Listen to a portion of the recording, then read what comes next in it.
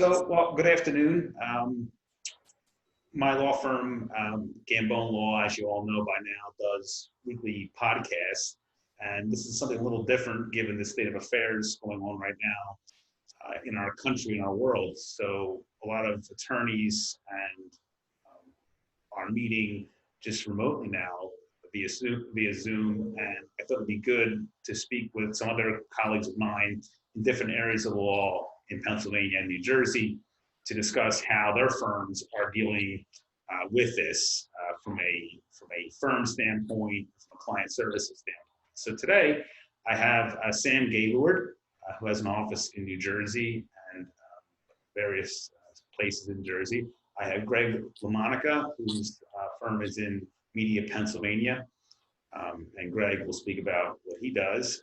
And finally, we have Stuart Carpey, who has an office in Montgomery County.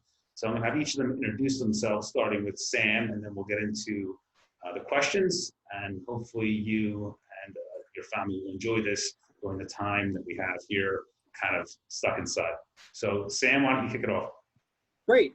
Thanks, Al. I appreciate, certainly I want to thank you for hosting this and inviting me to join concerning the topic at hand, which I know everybody is curious about and getting thrown a ton of information on a minute-by-minute basis as it sort of morphs just that fast. But by way of introduction, I am Sam Gaylord. I'm the managing partner at Gaylord Popp.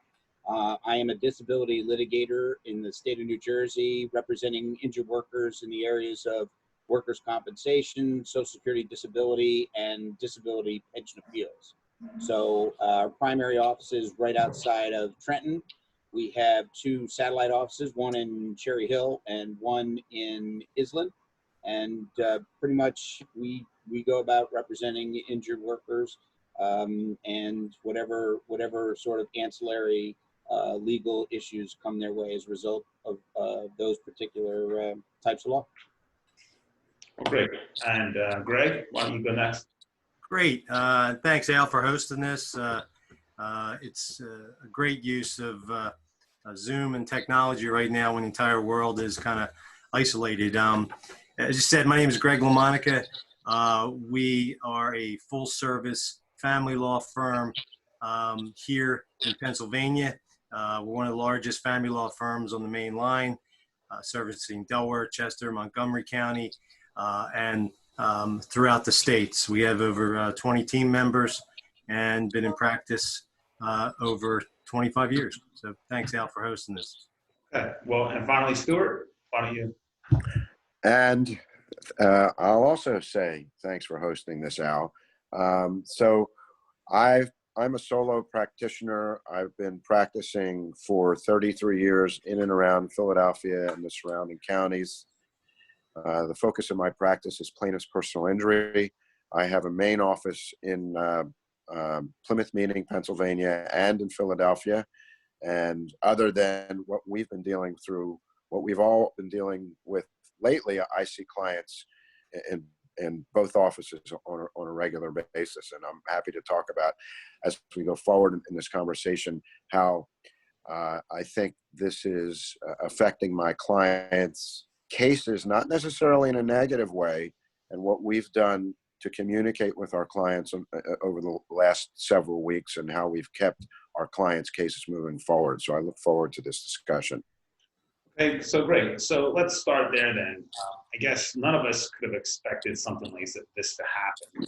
Now that it's here, I think that if you ask any one of us at a conference or in court or just at home, if we ever expected something to occur where we weren't able to get into court or meet with clients or just act, I guess, just normal for an extended period of time. I mean, maybe a day or so, but we've had situations where due to snow and other natural occurrences, we've had downtime for a day or maybe even 2 days. Remember when I moved to New Jersey, we had the power out in my house for 3 days, and we thought that was the end of the world. I mean, we didn't have power for 3 days, and we were staying with my in-laws for a couple of days, and but then it kicked back on and all was good.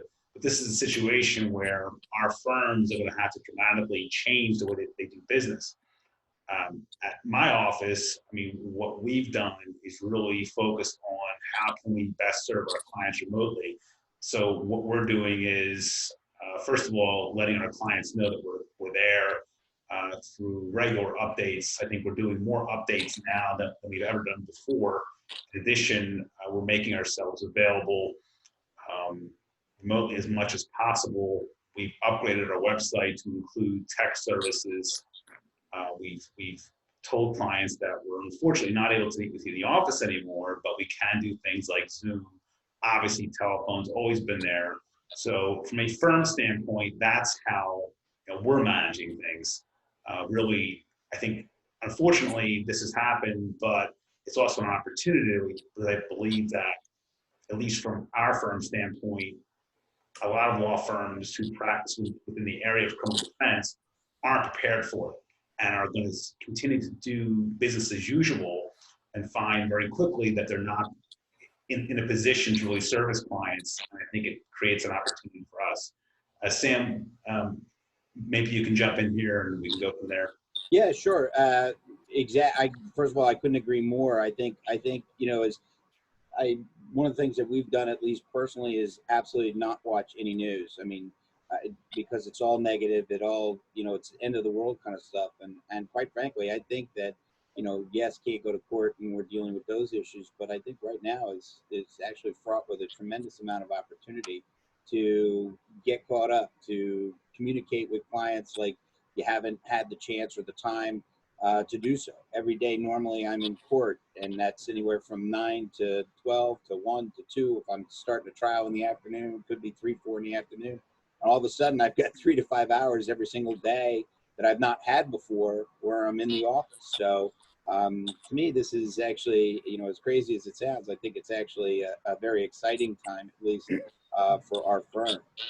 Staying in touch with clients. I just set up a Zoom meeting. I had a Zoom meeting with a new workers' comp matter last night. It worked, seamlessly. It was fantastic. They could actually watch me filing the claim for them right online, shared the screen.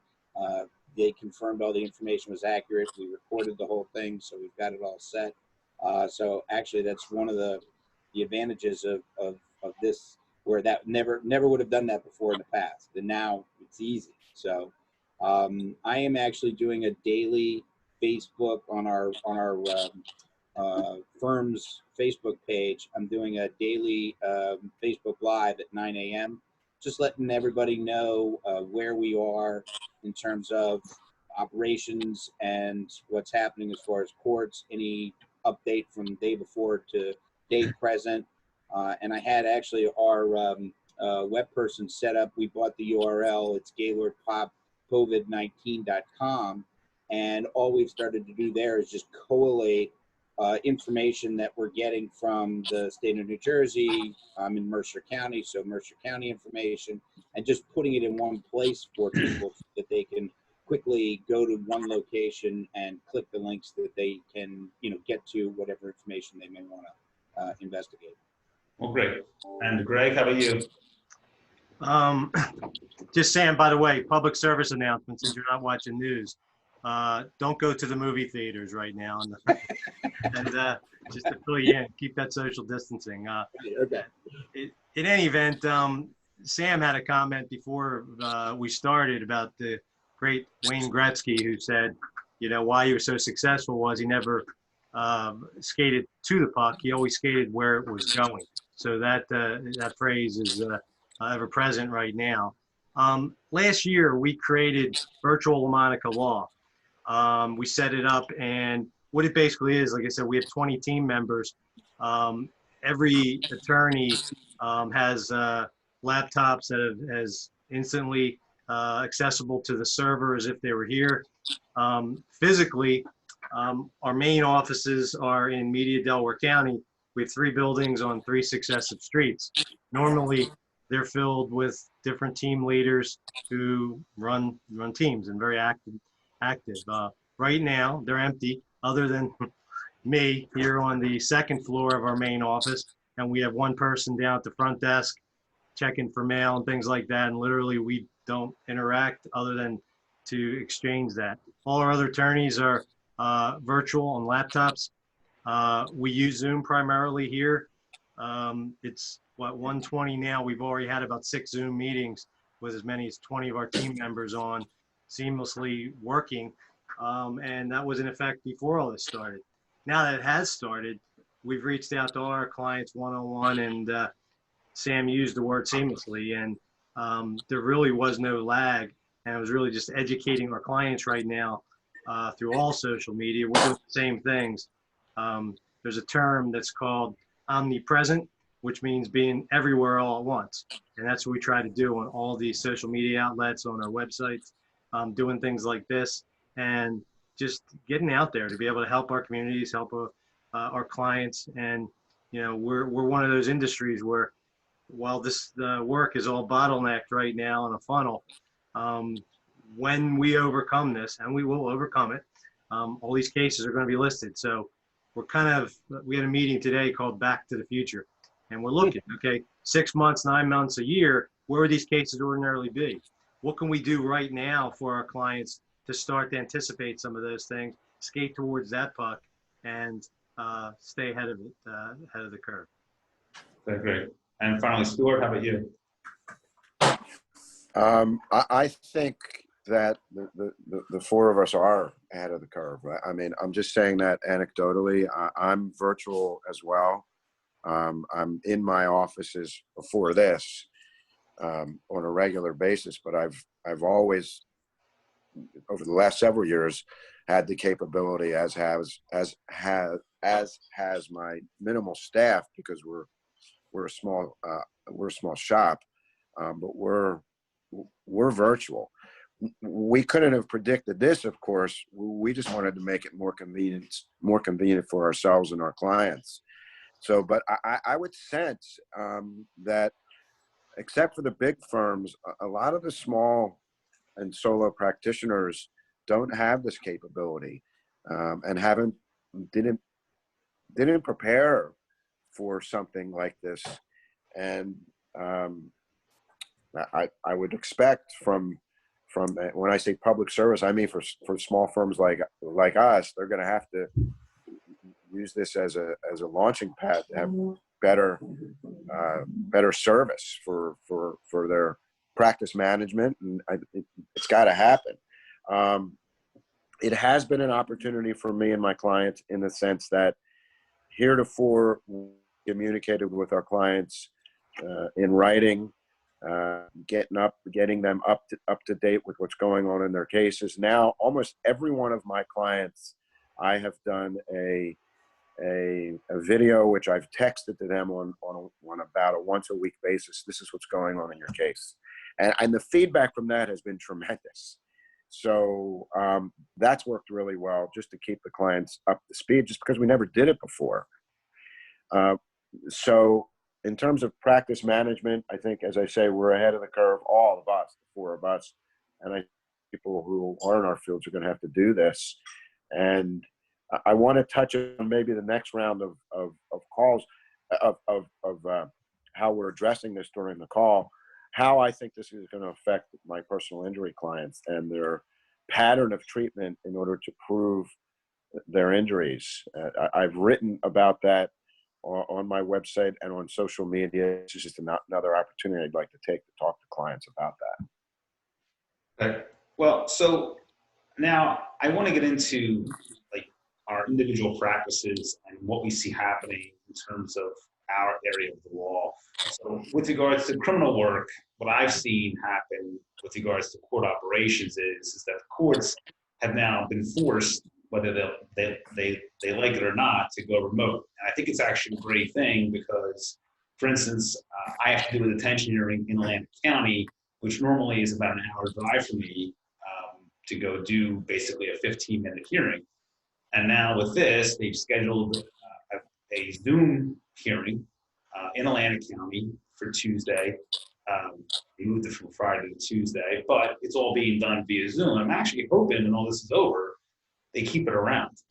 And I have to say that for a lot of criminal matters, it is my hope that they opened courts back up before April 30th, and they realized that, hey, we can do a lot of these statuses via Zoom. It may take a little time to get it right, but I don't see a reason why going forward, what we can learn from this, and the silver lining in all of it, is that you don't need to have literally 30 attorneys there just to status a case for 10 minutes. You can do it all remotely. And to take it a step further, one of the things that I really hate, not because I hate seeing them, but because the process of getting to them is visiting clients in jail. And because they make it, at least in Philadelphia County, such a process. And it's so hard that now, for instance, in Camden County, New Jersey, I just set up a remote video with a client there. Where I'm going to be able to view them just in my office. And they're doing it in Delaware County. They're doing it in other counties in PA. They haven't done it yet in Philadelphia, which I'm hoping is going to happen. But again, I think it's another thing that wouldn't that be great that we could save all that time, the travel time, the sitting there time, is be so much more productive. So my hope is that what we learn from this, from at least from the criminal law standpoint, is that we can do a lot of this via Zoom and won't lose anything in terms of our ability to actually interact with the court. Sam, how about you? I mean, in terms of hearings or other things that you do in court, is it possible that we'll see that? Yeah, so, it's interesting because Social Security disability hearings, quite frankly, a good chunk of them are actually video conferencing. Now, they make us go to, let's say, the Newark office, but then I go into a room and they bring the judge on by way of television screen.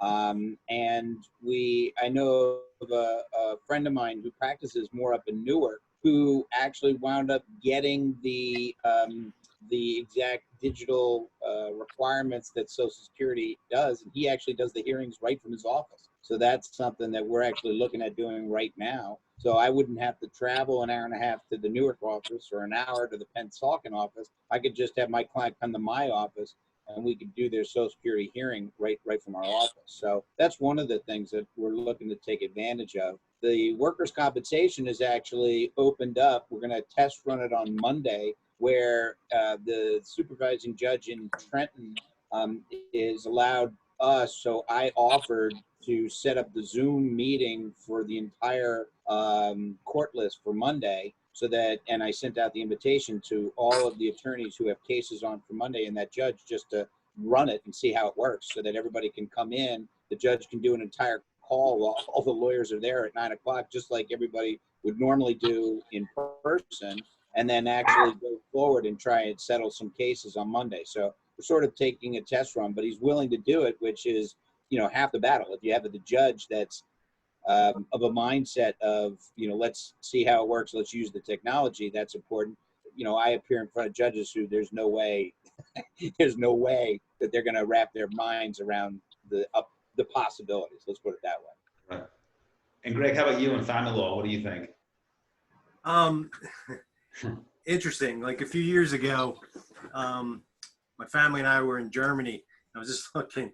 I bought this book called Tomorrow's Lawyers. I'd started a site and did some YouTube videos at that time, about a year ago. It's probably should repost them now. But what I spoke about then was what I saw as the future of law a year ago, 2 years ago, 3 years ago. But what I said then was that I envision a time when, just like we're doing now, we're going to be putting on a virtual reality headset. I'm going to hit that. We're going to say, okay, what type of suit do I want today? Armani, Canali, hit a button. What do I want? What color do I want? All those things. Hit a button, and I'd be in a virtual courtroom. Experts from maybe across the country doing the same thing. They hit a button. They're in that virtual courtroom. Judges behind the bench, virtual courtroom. And for the case to progress through these virtual headsets as if we're seeing, feeling, and being in that courtroom to about 90% of what it is. And that technology is there today. So fast forward to where we're at, ethical rules, all sorts of things, the court systems, the rules committees, they kind of move, as you all know, at like sloth-like pace. And you need 50 different approvals to do anything. Okay, well, I think the good news, if there is, about this pandemic is that it instantly made us have to adapt instantly. All the courthouses changing by the second, the rules, how we do things. So I have something I call the teeter-totter effect. Where there's a negative, there's always a positive. Where there's a positive, there's always a negative. Well, the positive that came out of this is that it forced the entire world to operate differently. Family law, much like you said, Al, I see the same thing. Every Thursday in Delaware County is the protection from abuse list. On average, 120 new cases every week. A packed courtroom, number one. Everyone just sitting there waiting, listening, observing. Why couldn't we do that virtually? Why couldn't we make those appearances there? And all the other areas of the courthouse that you don't need. Stuart, probably like personal injury. I mean, you know, trials where you're doing it now, where you have experts from across the world, you're by video. They've been doing that for a while. Why not take that to the next level? So from whether it's family law or any of our specialties, the world has changed. Those that have not adapted, they're going to, it's like a tsunami that's coming. And if you're not ahead of that, you're going to be engulfed by that. And I think we're all in for a lot of changes. And I echo Stuart's thoughts that, you know, I know the four of us are way ahead of that curve. So that's where I see us at right now. But where we're heading is going to be exponential and both scary and rewarding. And Stuart, what about you on personal injury? What do you think? In my field, I do a lot of motor vehicle accident cases, and the one of the big things real soon is driverless cars. I never thought of the concept until you just mentioned it of interactive courtrooms where it's a virtual jury. That would be quite something. You're right. The technology's there, and that may be around the corner. And we'll see what happens. We'll see what happens with that. In Philadelphia County, at least on the civil side, we've used Court Call for a while, which is a private company that allows litigators like me to have some hearings by telephone. That's been for a while. That's been a real time saver. So yeah, we're just seeing the beginnings of this, and depositions that I have that are being scheduled are now over the next couple months going to be done by video, where heretofore defense attorneys would have insisted that my clients appear live. Now they're saying some of them, not all of them, because, you know, some of them are interested in delaying as long as they can how fast my clients' cases move forward. But several of my colleagues on the defense side are willing to hold depositions by video, and those cases are going to those cases are going to move forward. The only thing I'm not going to get is a trial date so soon.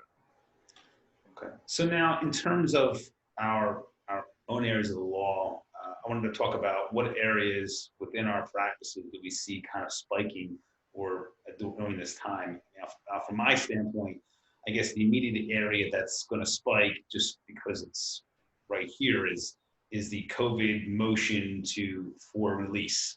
So I can't tell you the majority of our clients, and not that I always strive to keep clients out of jail, but unfortunately, we do have clients who are awaiting trial who weren't able to either post or simply the bail was revoked for whatever reason, or there was a detainer for some reason. But obviously, right now, the immediate need is, well, can you file me a motion to have me released because of the infection? So we're working on a lot of motions right now in that area. But in terms of, I guess, criminal law in general, the areas that I see spiking are domestic violence, simple assault, terroristic threats, things of that nature. Also, I see potential for a spike in gun crimes, whether it be legal possession, because I think a lot of people are buying guns because they watch the news and they hear that all these bad things could possibly happen, and they want some personal protection. But I think one of the biggest areas that we will see will be potential illegal possession, because a lot of people buy a gun and then forget that they need a permit to carry the gun.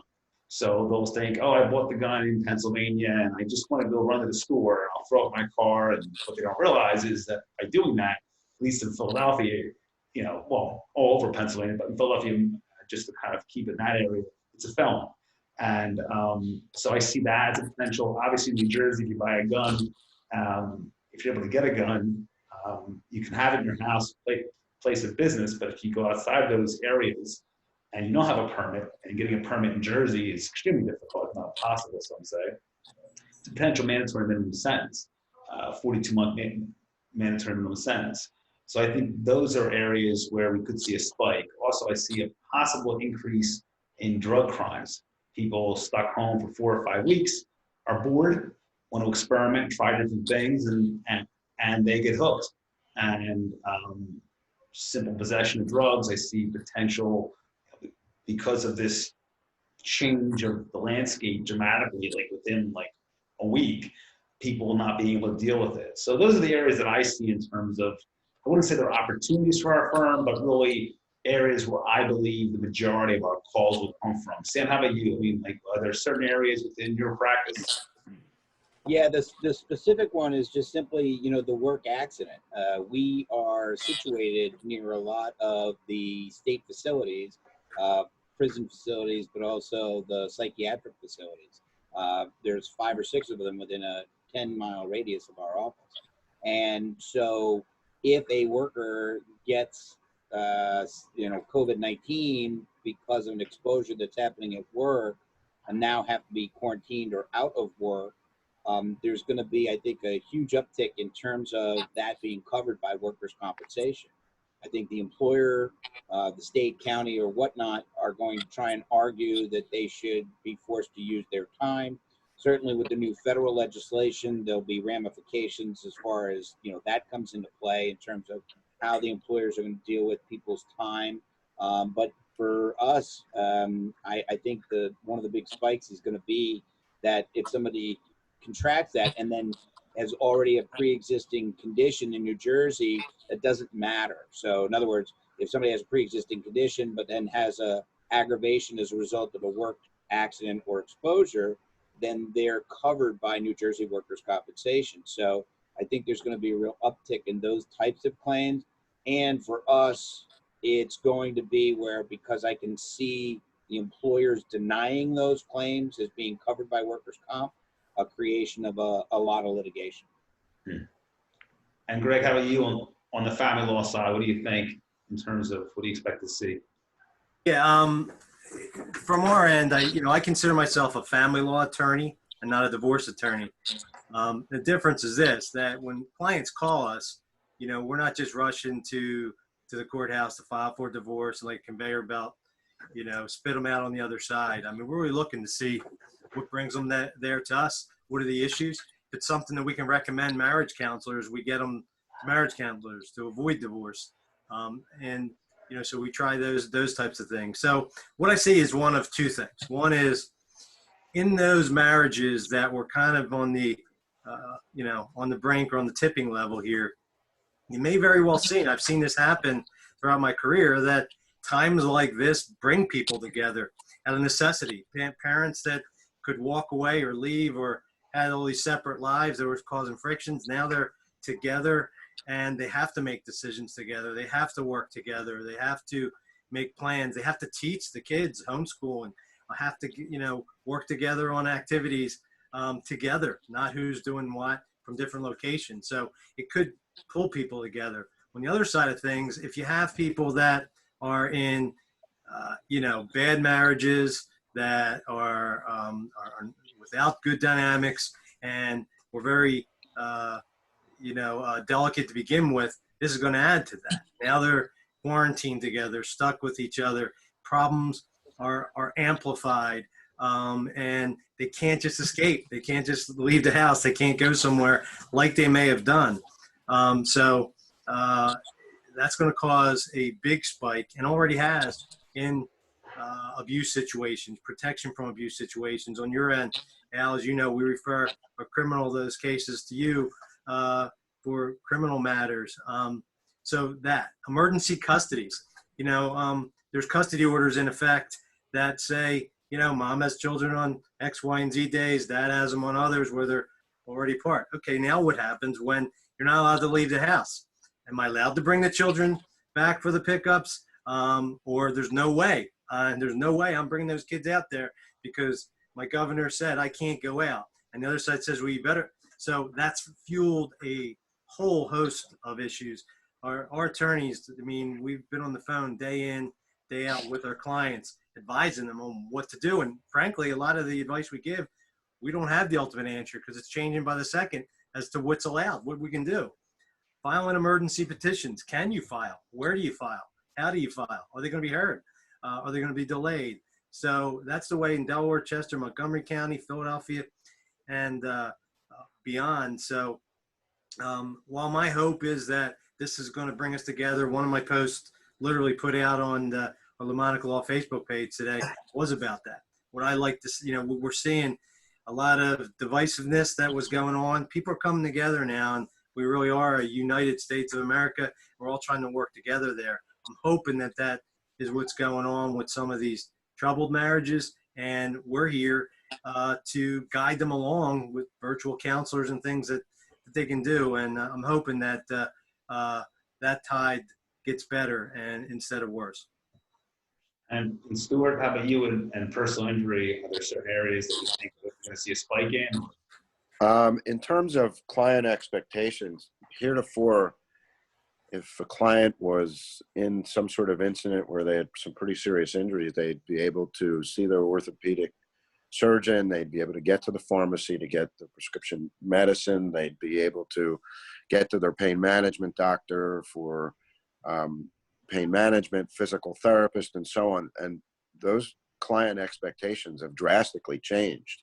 So, and what the medical providers can do in these times has drastically changed, obviously. So we've been communicating to our clients about that and what they can expect going forward. In one sense, in terms of the value of personal injury cases, it's my estimation that values are going to increase because people get compensated for everything they've gone through. The broad term is pain and suffering, but it includes every aspect of their lives.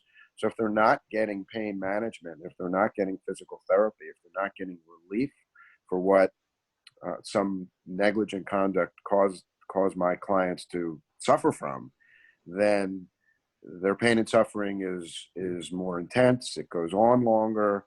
And that's what I've been communicating to my client. You have to understand you're going to be homebound. We'll deal with it. Do what you can. Some physical therapy offices are in fact open, but not all.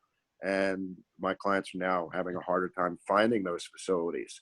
And that client expectations also goes to some of the things we were talking about a few minutes ago. And that is, in the old days, 30, 40 years ago, we thought as practitioners, clients needed to come into our offices and that's what they expected. Not so much anymore.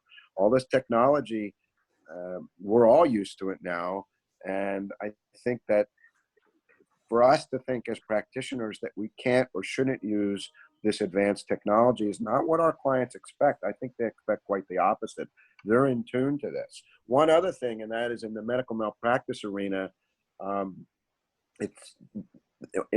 think it was March 12th. It was HHS Secretary Alex Azar issued a moratorium on any liability claims against medical providers or suppliers, drug companies, et cetera, whereby if somebody has a potential medical malpractice case arising out of a coronavirus incident, they're immune. So I've had to explain some of that on a few occasions to my clients. Now, there's a reason for that. It's the same reason that EMT personnel are immune from liability. We want that as a society. We want the Good Samaritan rule in place. We want EMT professionals to be able to be, have no fear of liability and to be able to treat somebody at the scene, absent willful conduct. That's what HHS Azar's order says also. My concern is that there'll be a push after this to make that permanent in federal law. It's been attempted before under the Bush II administration, and it did not go through. And my hope is that liability immunity press is still is not here once the coronavirus is over. But those are the kind of things that we're seeing and that we expect to see in the personal injury arena. Okay. Well, so now final question. This is kind of outside the law, but going forward, what do you all see as the biggest change, I guess, from a personal standpoint? Because we all have families, so I guess what I see is, we used to kind of not make fun of, but kind of, laugh a little bit when we heard of a person kind of having this storeroom in their house where they put all these, toilet paper, and in the event that you couldn't leave your house for 3 or 4 weeks, and you all kind of said, "Oh, that's never going to happen."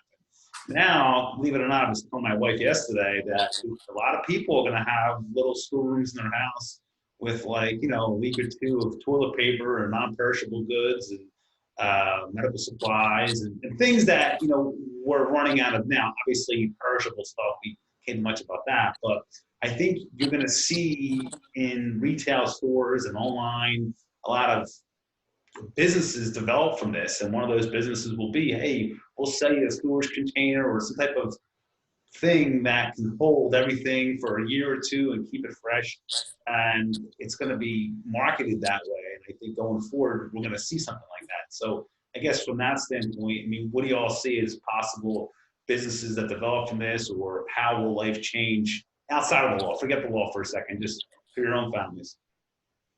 I mean, for us, it's interesting. I have 3 teenagers. Well, actually, my oldest just turned 20. So 2 daughters and my son, and they've been, online shopping for years, and, and they're all using Venmo, and, what's money, Dad? It's, and I'm still like having cash in my pocket, and so I think, just from a transactional point of view, that they are or have already embraced that. And what I actually envision is more almost a trip backwards in time to being able to allow people to really develop the choice that they want to have, almost artisan work, rather than, going to JCPenney's and having it, spit out for you in generic. I think people are looking for more of a customer service, more of a interaction, more of a this is really what I want, and I'm going to search the internet and I'll find a way to get what I really want, versus I don't have to go to the mall to see if I'll go to 12 different stores. And Greg, how about you? What do you think? First of all, the toilet paper situation you have, Al, that's we got that under control, but these just came in.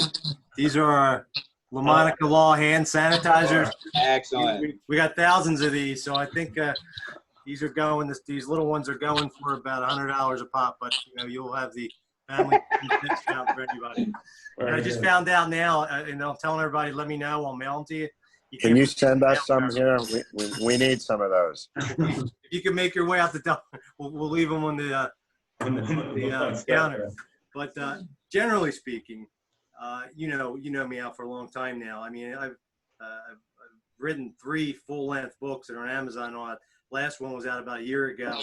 The Brutally Honest Guide to Thriving Generation Now. And honestly, that's been my playbook. That talks about family, talks about finances, investing, living debt-free, doing different things, relationships across the board. And it really is proven itself now. It talks about, it starts out in the book. It says, if I had a brick and I opened this window and I opened my hand, in the past, we'd always expect that brick to fall down, and I wrote then, and I say now, you have to be open for the possibility that that brick may float up, go sideways, go somewhere else. So whatever our thinking was, or whatever we believe that we know and we're on top of, you have to have a plan B and a plan C to anticipate where that puck is going.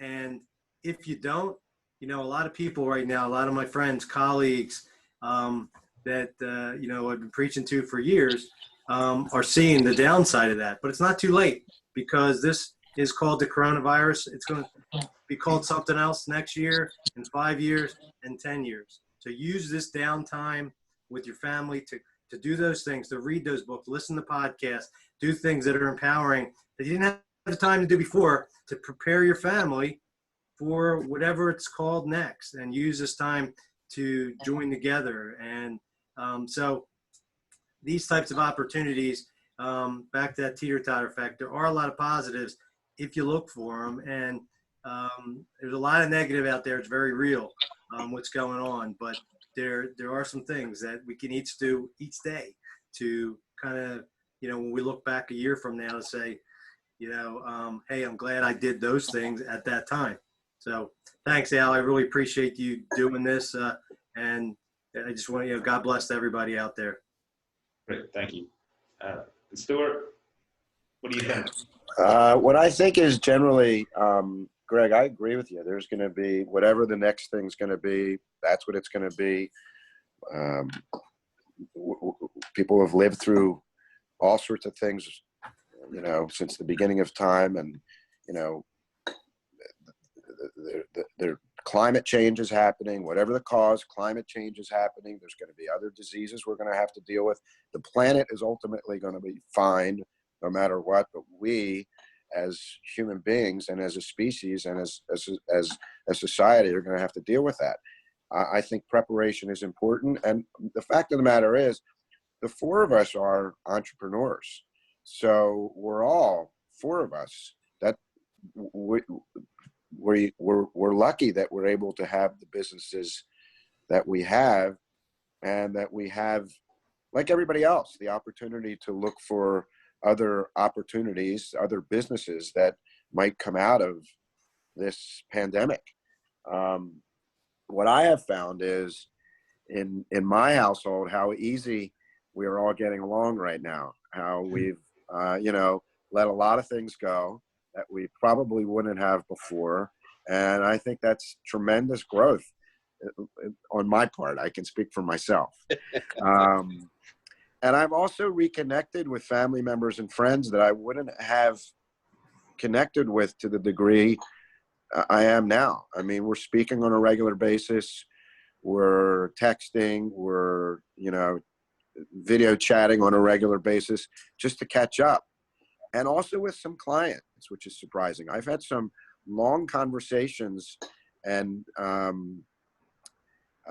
FaceTime conversations with clients that I never would have before. Just how you doing? Oh, your dogs are great. I have 2 dogs as well. So these are monumental changes that we're all going through, and I'm going to take the positive out of it. So thanks to the 3 of you guys for allowing me to participate in the call, and thanks for sharing your ideas. Well, guys, this was great. I'm going to post this on my social media and share it to all my followers. For all my followers and listeners and readers, you know where to find my information at GamboneLaw.com. You know that we answer our calls 24 hours a day, 7 days a week, 215-755-9000. And I just want each of these fine attorneys just to give their information out. When I post, I'm going to have a link to obviously their websites as well, but just so each of them could just provide their information now. Sam, could you do that? Sure. Yeah, sure. The best place to get us is www.gaylord.popp.com. And if somebody wants to call us, we're also available. We're answering the phone, 609-771-8611. And Greg? On our end, it's our website, www.LaMonacaLaw.com. It's LaMonaca.com. Do a Google search on LaMonaca Law, and it'll come up to all our social media sites. And our phone number is 610-892-3877. Stuart, you're up. Mine is www.carpeylaw.com. That's CARPEYLAW.com. My phone number is 610-834-6030. And our phones are up and running. We're handling all of our clients' cases. We're pushing our clients' cases forward, and we're open for business. Well, I want to thank you all for for doing this, and hopefully we can get together soon. Hopefully things under better circumstances, but obviously our law firms are dealing with it and going out there and servicing our clients and making sure all their needs are met. And I will see you all soon. I want to thank you all again for coming on, and be safe.